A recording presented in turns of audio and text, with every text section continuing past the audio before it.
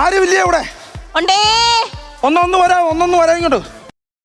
ആ ആരാന്നേലും ഇങ്ങോട്ട് വാ. ഞാൻ ഈ അടുക്കള പിന്നെ അപ്പുറത്തിരിക്കും. പിന്നെ നിന്റെ ഇന്ന് കുടംപുളി കടം മേടിക്കാൻ പോന്ന നിന്റെ അപ്പുറത്തെ വീട്ടിലെ തച്ചാണിയല്ലേ നിന്റെ അടുക്കള ഇറങ്ങി വരാൻ പറ്റത്തില്ല. ഞാൻ മീൻ വെട്ട് വന്ന് ഇങ്ങോട്ട് വരാൻ പറഞ്ഞില്ലേ? ഇത് അത്യാവശ്യം പറഞ്ഞില്ല. എന്തോ കൊച്ചെനിക്കൊരു വാടി. ചെറിയ വീടാണേലും വലിയ ഏതോ വില കൂടിയ പട്ടിയുണ്ട് കേട്ടോ.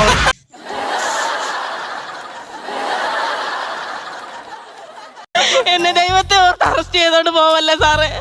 നിവൃത്തിയുടെ കൊണ്ട് ചെയ്തു പോയതാ സാറേ. ഞാൻ അവളോട് പറഞ്ഞത് അങ്ങനെ ചെയ്യല്ലേ, തൊഴിലുറപ്പിന് പോവാന്നേ പോവാ, വീട്ടിൽ തിരിച്ചു വരുവാന്ന്. എന്നെ പ്രലോഭിച്ചിട്ടോ സാറേ ഞാൻ 2 മാങ്ങ 1 തേങ്ങ 2 അടക്കയൊക്കെ എടുത്തത്.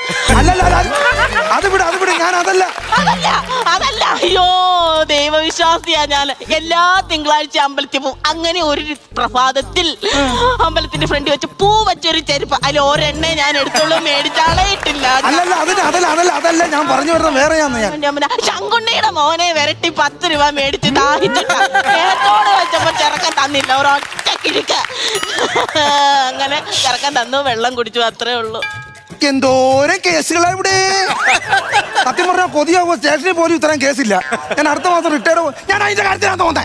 ഞാൻ പറയുന്നതിന് ചാടിക്കറി അങ്ങോട്ട് എന്തോ പാവത്തുകാരിയാ സാറേ ഞാൻ.